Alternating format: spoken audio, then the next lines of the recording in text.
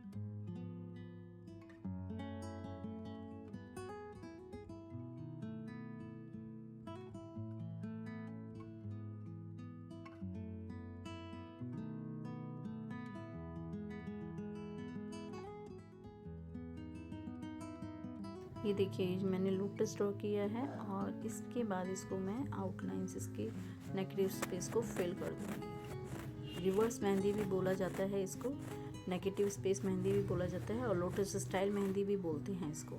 ये मेरा design done हो गया है। इसके बाद जो स्पेस बचा है, पाम हमें छोड़ना है जिसके अंदर हम ग्रूम को ड्रॉ करेंगे। और इस वीडियो में मैं आपको सिर्फ यहाँ तक की डिज़ाइन दिखाऊंगी और आप प्रैक्टिस कीजिएगा। इसके बाद नेक्स्ट वीडियो में हम ग्रूम बनाना सीखेंगे। तो वीडियो लॉन्ग हो जाएगी, इसलिए मैं आपके साथ इतना ही शेयर कर रही हूँ। मिलते हैं नेक्स्ट वीडियो में। Stay tune, follow me to learn something. Bye, take care, thanks for watching.